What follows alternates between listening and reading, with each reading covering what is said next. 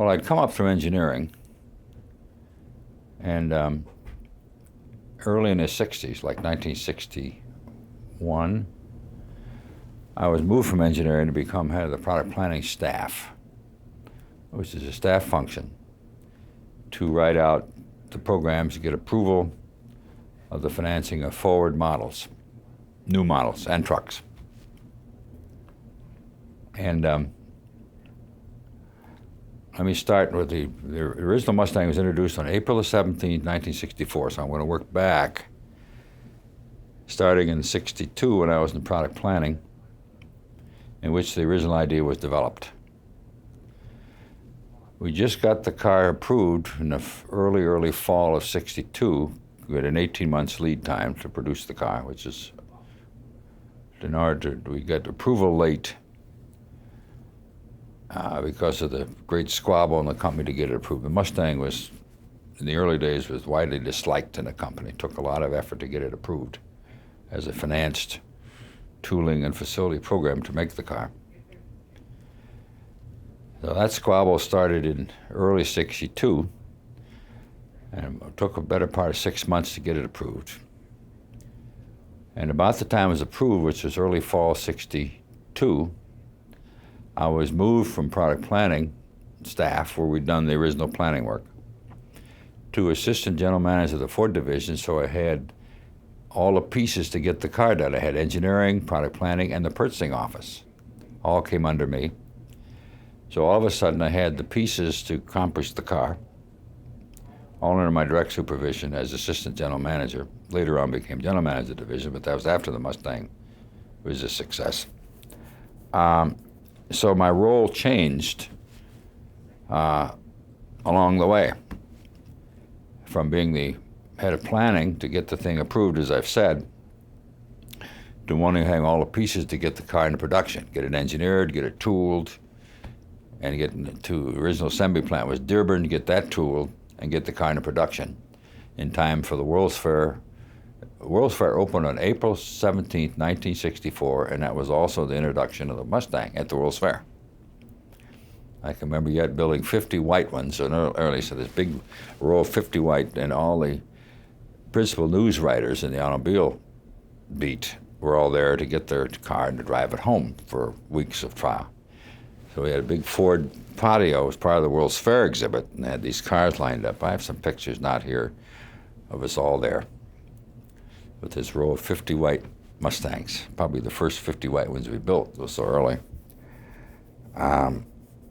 So my role changed, as I've described, from being the head of planning to charge of all the heavy stuff to get the thing into production, which we did do on time, on budget, on weight. So we had a lot of fun. As far as the concept that there was a market for a sporty-looking four-seat car that was affordable. You just described it. Who could you, I guess, restate that and tell me who gets credit for that design? Was this obviously it was a team effort, but. Well, the product planning staff, which was not a big staff, had maybe 20 people in it at the time, which I was director of product planning, was the originating place. In the following sense, we knew by the early 60s that we lacked something exciting in the Ford dealerships, because we were running on the cars that McNamara had produced. He'd left the company in early 1960 to become Secretary of Defense, and he left a legacy of Falcons and Fairlanes and Galaxies, and pretty mundane, good product, but there was no excitement. It's pretty hard to generate a lot of excitement with a Falcon, if you remember that little car. It was a Econobox. So I got into product planning, literally at about the time we'd realized we got to do something.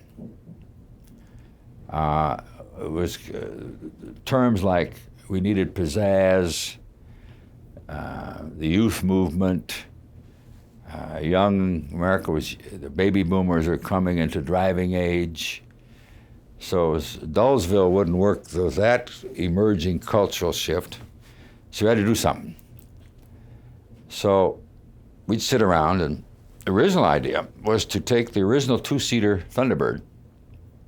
You may remember that car. Preceded the four-seat from the mid-50s, and to rework that. Well, like anything that's reworked from old, it looks like it's reworked old. That didn't work. The second problem was a two-seater.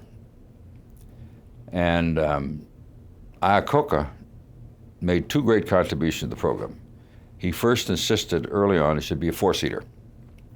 He was dead right about that. He made another contribution later on, which I'll get to in a minute.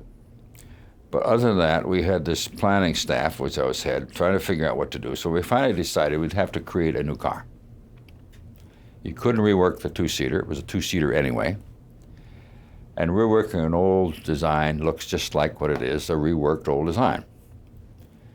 So then we decided, as I said, to start a new car.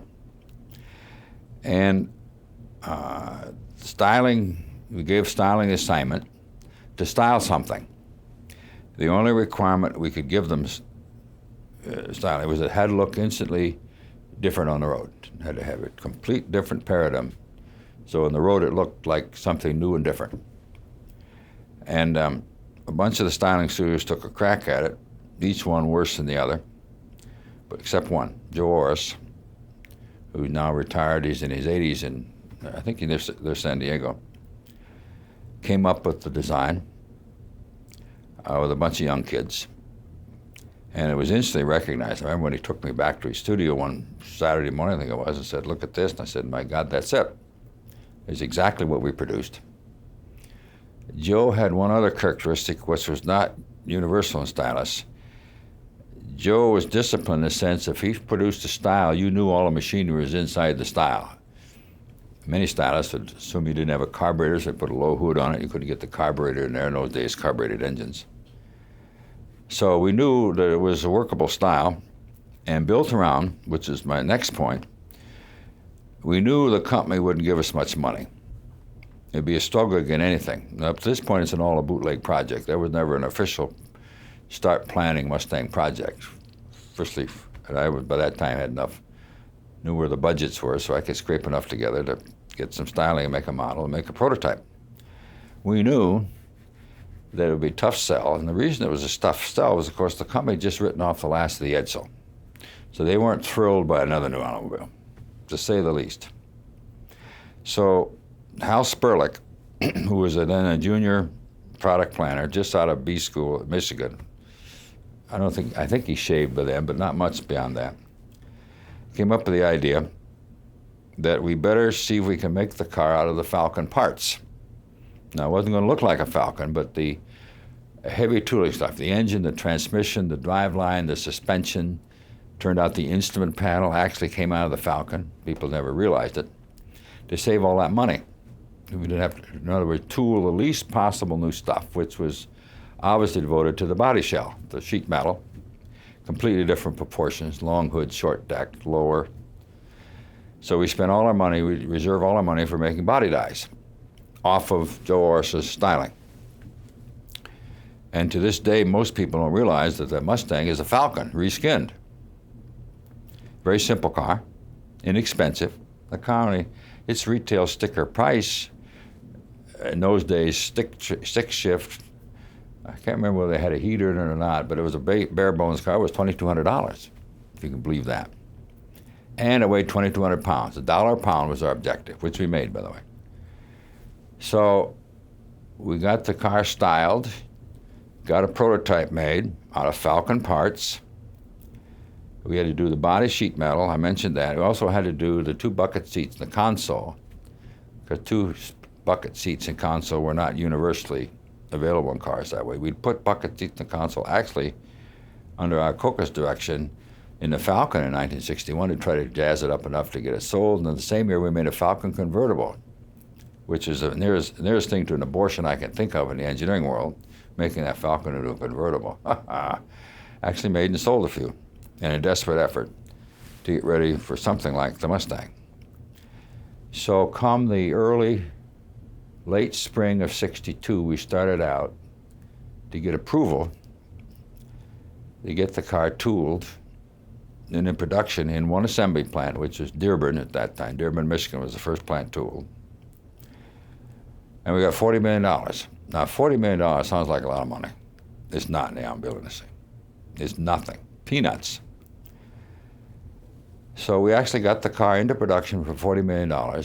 Then, actually, before we started producing out of Dearborn, the demand was already, looked like it was going to be a hit car. Had enough people look at it. Didn't have much to make consumer surveys. We never made any consumer surveys in the car. All that consumer survey was made up after the fact. Iacocca, I think, because it was his second contribution, said this is a hit, so let's get. He went and sold the company on a second assembly plant, which turned out to be San Jose, California, to feed the West Coast. And that was another $4 million. So the whole car in two plants by the fall of '64, after introduction at World's Fair, was done and tooled and put in production for $44 million. To give you an idea, the newest Mustang was $400 million, and that was cheap.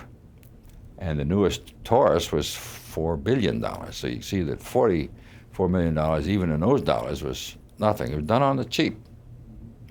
I remember the final cheap, I mentioned the instrument panel. Instrument panels are pretty expensive to tool, all the crap behind the panel and all the parts and the styling of the facade and so forth. And it turned out that Joe had followed instructions. The interior of the car was exactly Falcon width. So we took the Falcon instrument panel, as is, changed the paint mask, and put it in the car. And the reason I think about that so much is that was a McNamara car, going back to the late '50s. And everything was bean counter in those days, and it's so cheap that the car has only one turn signal light on it. So when you turn left, the light's blinking, you turn right, the same light, but you know whether you turn left or right. And my original Mustang has a single turn signal light to tell you whether your turn signal's on. When it hit the dealers were outraged. They were getting full gross on the goddamn thing, getting premium. And I remember such words as, "Are we on camera? Yeah. Are you running?" Yeah, we're rolling. We don't have to use it, so go ahead. Well, the dealer says, "You fuckers are so fucking ass cheap. Can't you put a second turn signal light in the car?" So the following fall, we retooled the instrument panel and put a second turn signal light in. But mine has one turn signal light. Falcon all over again. But, in terms of the mass appeal of the car, we didn't know why. The dealers got mad at us, as I said, but people didn't care about it. But it's literally true. You turn a light, you know which you're going left or right, because it will blink one light at you. That's a remnant of the Falcon origin of the car. It's a Falcon. Very simple design. Nothing fancy. We put a V8 in it. The first year we couldn't get many V8s because the V8, that was a little 260. Started out as a 260. I have a 260. That's very rare. In the following fall, September following the introduction, we bored it out to 289. That's the engine that most Mustangs had for many years. But the 260 had been tooled and the volume set for the Fairlane. They didn't have much capacity, so we didn't get many V8s until the fall, 6 months after we introduced the car.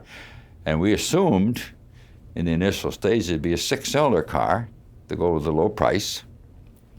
And that was true to a point, but a lot of people came in and they wanted every damn thing. The V8, the biggest V8, the so-called Rally Pack was about 10 horsepower, air conditioning, everything. And the original car was sticker-based price was $2,200, and the average price out the dealer sticker with all the options on it was pushing $3,000, and that was just nothing but more money. We made more money on that car, unbelievably profitable, because it was Falcon base. Falcons are selling a sticker base $1,850 at that time. We got $2,200 for the same price as the Falcon, same cost as the Falcon. There's a few more bucks for the bucket seats and the console, but basically we just get another $400, pushing $400, not counting the option. It was a rich mix car, not counting the options that we sold. And we didn't have enough V8s. Everybody wanted a V8, it seemed like.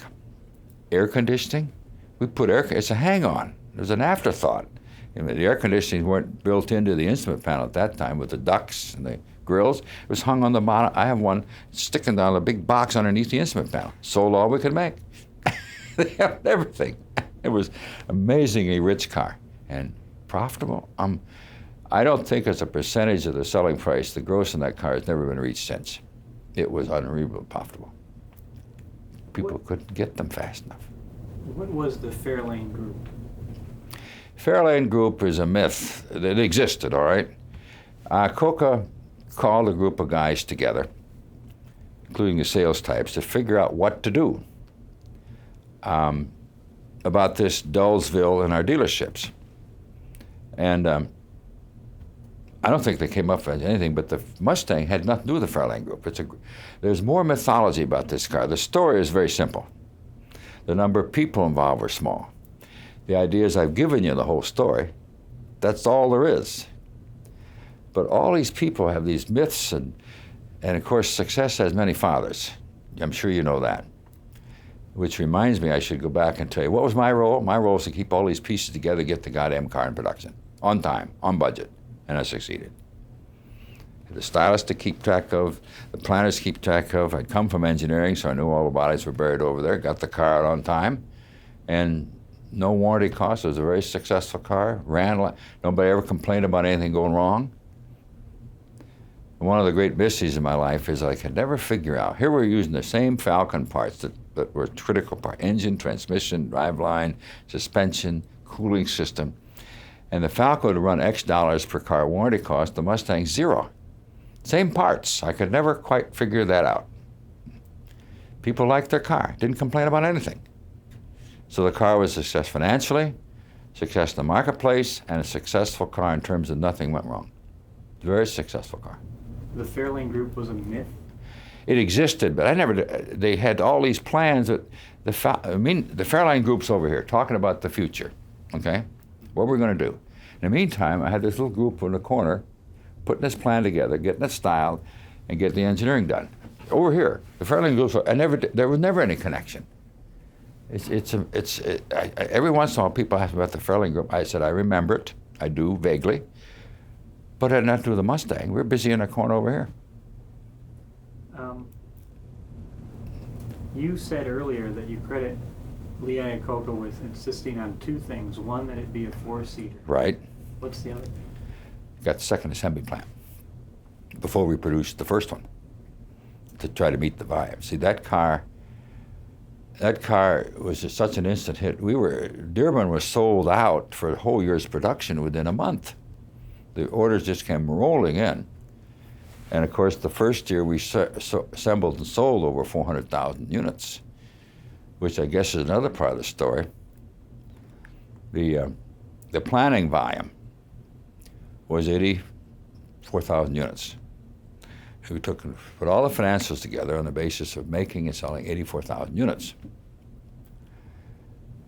Presented the financials, and I think it was R.J. Miller was chief financial officer at the time, later became president in the 60s, middle 60s.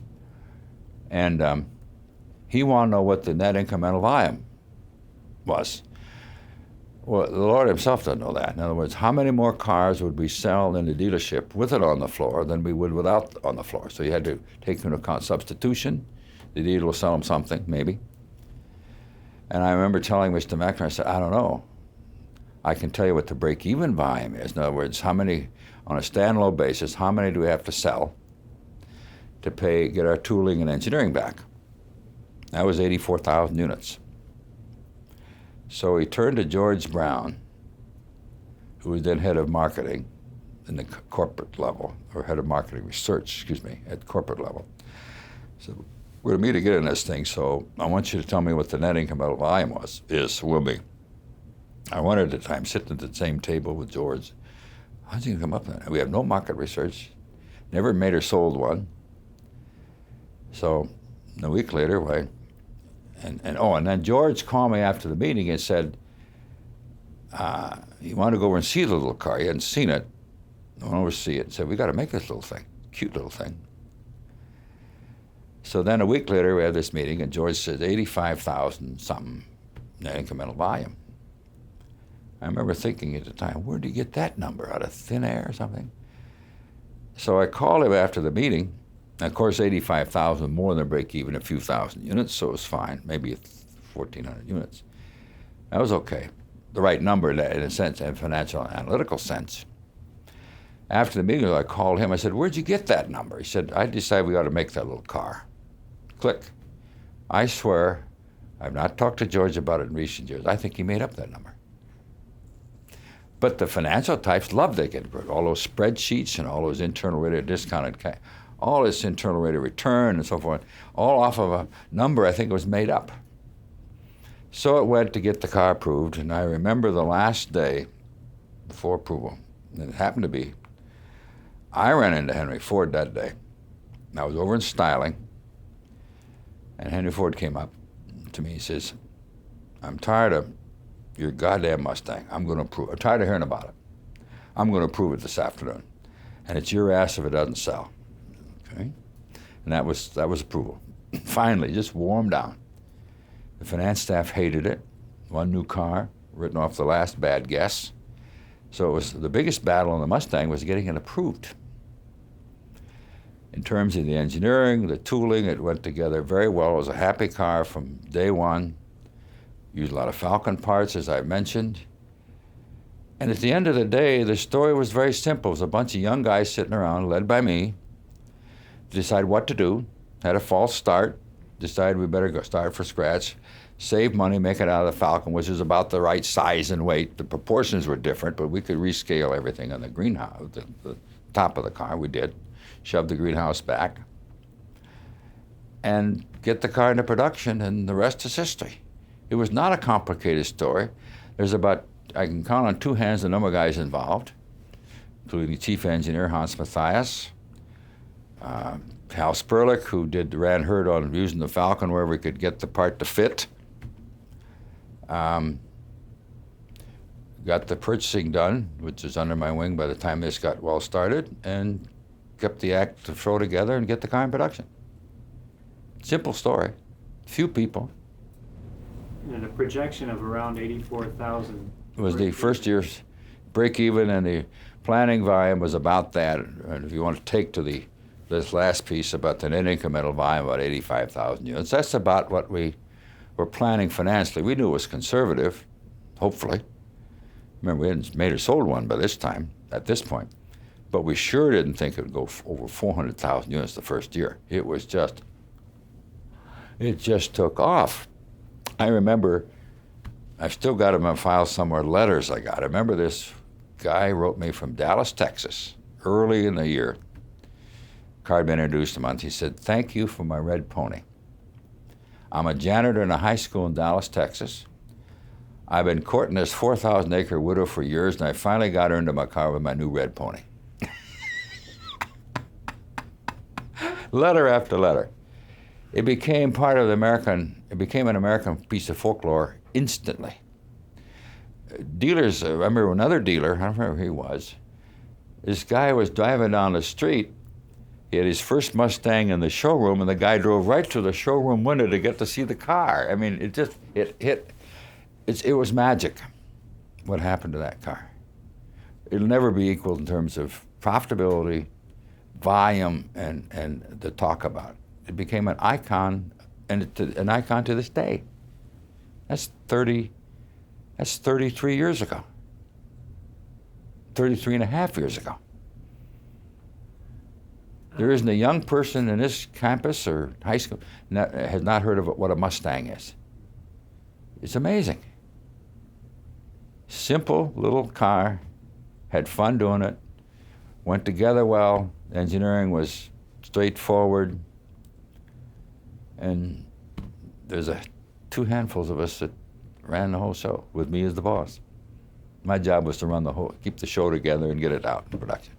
All these pieces. Having been in the product planning office to start it, head of product planning. Where did the name come from? Oh.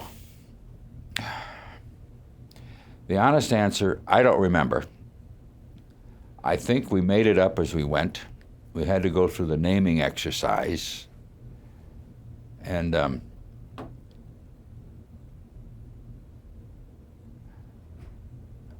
the advertising agency, that was Daywalter Thompson, of course, was always asked to come up with names. Henry Ford was very fussy about names, and he didn't like Mustang. And I'm trying to think, I wish I could remember his favorite. It was a god-awful name. Had a big fight about that. And frankly, I was concerned about the fight because I was in tooling for the horse running to the right and the little emblems all Mustang. And to make our time schedule, the 18 months, I'll tell you that story in a minute. I tooled everything as fast as it was ready to tool, and we had to tool all these parts and all the names and the symbols, and had no name. So we go to these meetings, and Henry Ford was raising hell about it, didn't like Mustang. And I said, oh, shit, I don't know how we're going to get the names retooled for whatever he wants to have. But we finally got Mustang approved. The answer to your question, I don't remember. I think we made it up. For years, 18 months, we called it Sporty Car, it was a code name. Special Falcon was another code name. So Mustang, I think, was born along that time, and we actually had Mustang symbols and the little hood ornament, the radiator, the grill ornament, all tooled fairly early without approval. And where the name came from? I think some stylist or one of my engineers probably made it up, and we just thought that was a good name and decided to tool that set of symbols. And we got approval late. Oh boy, was it late. 18 months, I remember that. It was October 62. I think that's right, 18 months. April 7th, count it back 18 months. October 62, I finally got the thing approved. And I remember walking out of the meeting, and Iacocca I was standing there, Iacocca says, it's approved. And I said, I know, Henry Ford told me this morning he's going to approve it. Blah, blah. I want to introduce it to World's Fair. I said, when's that? He said, April 1964. So I remember standing in the hall, April 64, let's see, April 63, that's 12 months. March, February, January, December, November, October. I said, that's 18 months from now. Because it was October when it was approved. That's 18 months. We'd never done a car in 18 months in our lives, more like 36 to 40 months. He says, I don't care if it's 18 months. I want the car introduced to sir. So I said, well, I better think about it. So I came in the next morning and said, well, okay. We'll have to get the best talent in the place, the engineering talent. Styling was not finished. The interior hadn't been done yet. That was Don De La Rosa. Did that. The interior, there was an exterior stylist and an interior stylist. Joe was exterior. Since I had come from engineering, I knew all the good guys and the less than the best, and Hans Grindin, Matthias was the chief engineer, so we got the best guys to work on this thing. And we got it done in 18 months. It'll never be equaled again. 18 months is unheard of. Now, the thing that saved our bacon is we used a lot of Falcon parts. We didn't have to design everything, but we had designed the body, the interior, rearranged the drive line, changed the drive shaft and all that because they're different lengths. But it's never been equal in first-year volume, and probably for all the furor trying to beat the Japanese these days, and they get their cars out quicker, they haven't come close to 18 months. With the advantage of using a lot of what we call carryover parts, carryover from a previous model. Let's take a break here a second. We need to change our tape. We talked about this a little bit outside, but again, if you could just summarize. Oh, the day I knew we had a winner? The day you knew we had a winner. We were building in the experimental garage the first Mustang prototype, #1, handmade. And the experimental garage had a marvelous collection of craftsmen. They could make anything by hand, sheet metal by hand, so forth. And I kept going over to the garage to see when the first prototype was coming out. So I happened to be over there when the first one was finished, #1, red, pushed outside of the garage, and we emptied the Ford Motor Company's employment, salaried employment. The workers were in the assembly plant in Dearborn. They didn't get out. We must have had between 1,000 and 2,000 people. The word was out, and they came over, and you couldn't see the car for the people. Wow, is that what we've been hearing about? That's a cute little car, or boy, that'll sell. And I remember being so struck by, and remember, we're talking about professional automobile people. They've seen everything, driven everything, and they're just what ape over this car. So that was my first clue, and I remember going to see Iacocca with my boss at the time, and said, Lee, I think I got a winner. And I told him the story. He said, well, I tell you what to do.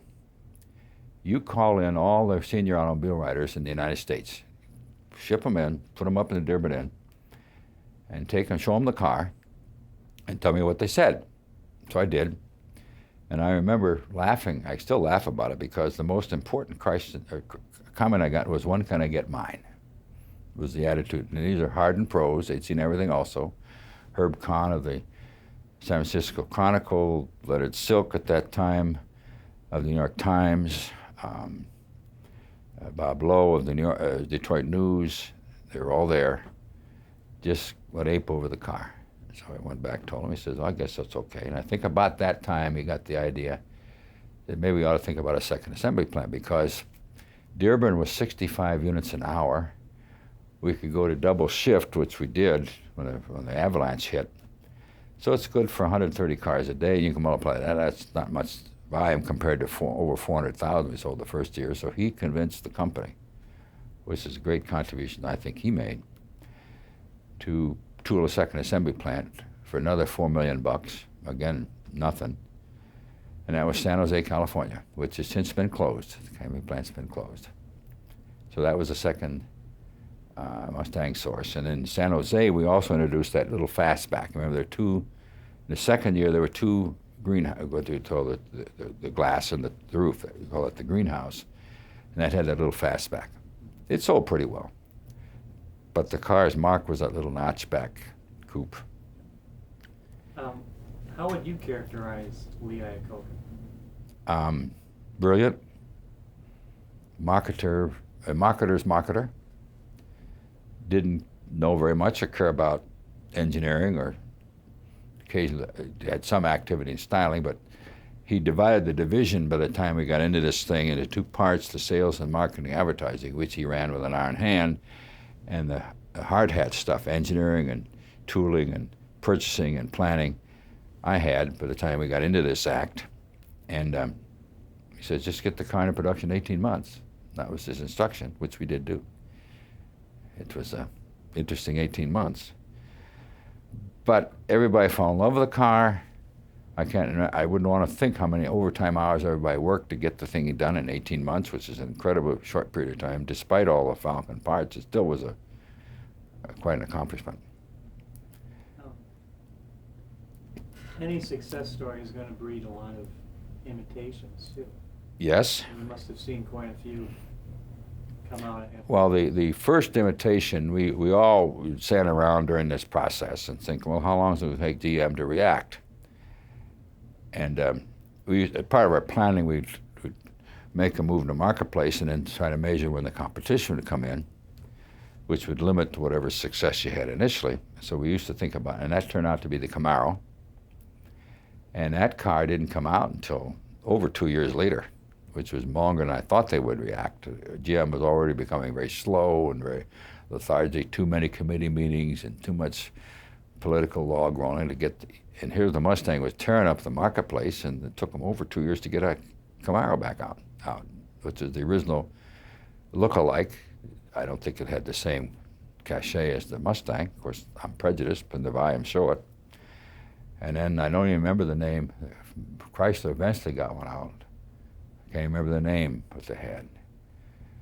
But the imitations never really, the follow-on imitations really never made it big time. Camaro never outsold the Mustang. It was not a startlingly different car. More typical GM product, rather middle-of-the-road styling and so forth.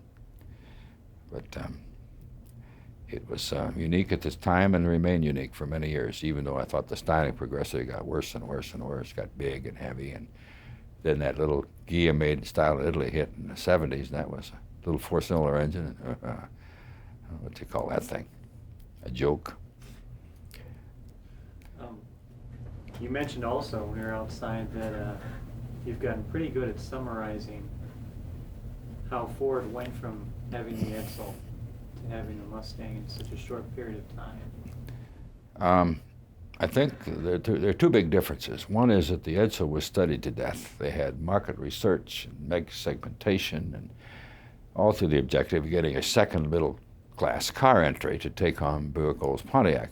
We had the Lincoln to take on the Cadillac, such as the Lincoln was in those days. So we had to have a second middle-class entry over and above the Mercury. Mercury, which had been known as a Ford with lock washers, and it wasn't much in those days. So the Edsel was born as a second middle-class car entry, take on Buick-Olds Pontiac. And styling was somewhat controversial with that toilet seat front end or other forms of description.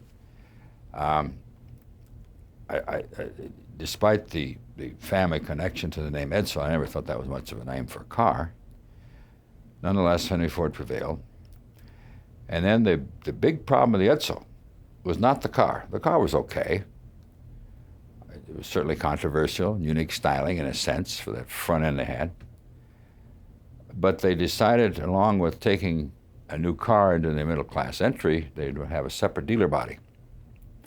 So they franchised the Edsel to a new set of dealers, and bless their hearts, many of them green, few professionals or sons of Ford dealers or something, they knew the game. And they ran into the recession of 1958, just after introduced the car. And of course, they didn't understand that the new car business was really trading for an old, a used, and those used cars, they got your capital tied up. So they went liquid in the recession, left by the hundreds. So by the time the recession ended mid-59, there wasn't much of a dealer body left. And it had been badly damaged financially. They were illiquid. Had to learn the game the hard way. And hundreds of them went bankrupt in the process. So the Edsel story is really a franchise story. The car was okay, it was controversial, but that's not the real story. The real story is the franchise problem. Greenhorn automobile dealers didn't understand the game. All that used iron, when the snows of 58 in the fall of 58 and early 59, and all that stuff is covered in snow, that's their capital tied up in the backyard of that dealership. And then they run out of cash. Get those cars moving out of there as fast as you can get them out. Keep the cream puffs for your own lot. Get the wholesale, send them down to High Point or wherever they were running the wholesale lots in those days and get rid of them. They didn't do that. Before we started taping, you told me a great little anecdote about when you ran into Bill Mitchell at the athletic club. Oh. Could you tell that again? He came up to me at this, I don't know what it was, reception, or maybe it was just, I was there for dinner or something, ran into him, and he says, could I get you to, let's just try it one more time. If you could just say, Bill Mitchell came up to me. Bill Mitchell came up to me and said, that Mustang of yours, he says, that's a Hamtramck Ferrari. To which I said, that's exactly the objective, Bill. I mean, that's exactly what we want. A sporty car which made people feel good about their car for ordinary people at $2,200 base sticker price. That was exactly our objective. Which reminds me of something else. That was the first car we saw, the influence of women buyers. And at that time, the single school teacher started to buy the Mustang in significant quantities. The first time we kept track of them, I noticed the single professional woman as a car buyer. Up to that point, it had been a male buy. Mom and Pop would come to the dealership, but Papa made the decision, etc. But the single woman appeared, many in the form of school teachers, to the point we made a commercial, which won all kinds of prizes, in which we showed the Ford dealership and walking in as a school teacher, hair pulled back in a bun, very prim and proper-looking school teacher. And the opening comment was, I'd like to look at a Mustang. Cut and fade, and next scene is a picture of her in her convertible Mustang going down the highway. She's pulled off the bun of her hair, far streaming behind her. She looks like a femme fatale. And the whole car created that sense of this woman who became a ravishing femme fatale with her top down in a Mustang, with hair flowing in the back. We made that into a commercial and won all kinds of prizes. But it was devoted to the woman's market, first time. Now, you said, that the time you showed the prototype to all those sports writers, yes, their reaction to it, you called, that was a sum total of your market research. We didn't do any market research, we didn't have any money. And besides, we were on a fast track anyway, so we didn't do any. there are claims at times of great market research, but that was all made up after the fact. Remember, success has lots of fathers, and everybody's had a piece of the action and so forth. There were only a handful of people involved in this thing. It's a simple story. A handful of people. People ask me over the years, how come the same company did the Edsel back-to-back with the Mustang? And I say, well, I guess the difference is it's just a handful of guys who knew the business and knew what the market was and had learned it up the ranks, which we all had done, and we knew what to do. It was, and I guess if I pick the hero of this story, it's Joe Oros, a name that nobody ever remembers. He's retired, nobody thinks about him, and he styled that car. And I do remember talking to Joe, and what Joe had done, if you look at Joe might object to this is the non-stylist view of what he did.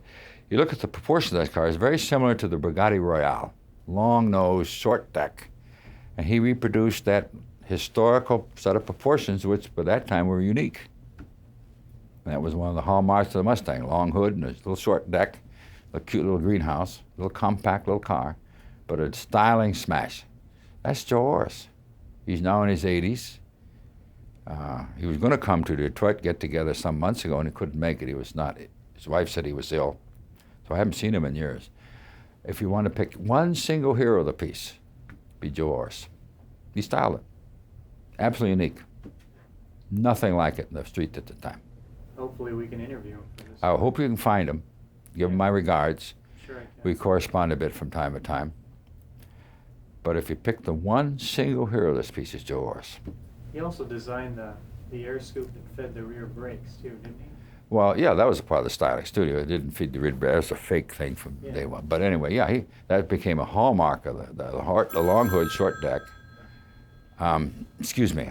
I'll just have to. I have no idea what this is, if anything. Hello? Yes? Yes. Yeah. Oh, the two hallmarks of the car, of course, are long nose, short deck, and then that sweeping scoop along the side, which has got that little fake air intake thing. Those are all Joe's, and a bunch of young kids working for him at the time. So it was a happy combination of few people, knew the business, understood the market, what the dealers were saying, representing the customer, knew what was needed, and bootlegged the whole damn thing until the day we had to get some money for tooling. This was not some massive, and I think the viewpoint that's been created over the years of mythology is that there's some massive corporate genius in this, great studies, and got all this genius idea and so forth. Bullshit. It was a bunch of small number of guys with Joe doing the styling, me getting the thing done on time. Hal Sperlich did the Mustang, rode the Falcon, every Falcon part we could use in there, save money. Hans got the chief engineer, got the engineering done, record time. It's a simple story. You mentioned earlier too that you've moved on to obviously other things. Mm-hmm. And come to a realization that there's more to life than the automotive world. Yeah, I think for two reasons. First of all, if you want to talk about the automobile, we'll talk about the Mustang. That's the automobile world when you hit it. A rare opportunity in a lifetime. But then you get out of Detroit. Detroit's a one industry town, and they all belong to the same clubs and talk to each other. And you get outside the world of Detroit, there's a lot of other things in this world. I was involved with such things as the first successful CD-ROM database and video cassettes for the home, and rode the life cycle, the video VHS tape player for the home. A lot of exciting things, which certainly the videotape for the home, Hollywood's movies in the home, was certainly a blockbuster event. Rode that up from scratch and created a huge video cassette manufacturing facility around the world. A lot of exciting things out there. So there's more than the world, more to the world of making cars. But at the same time, you can hardly top having lived through and been the boss to get the damn Mustang out.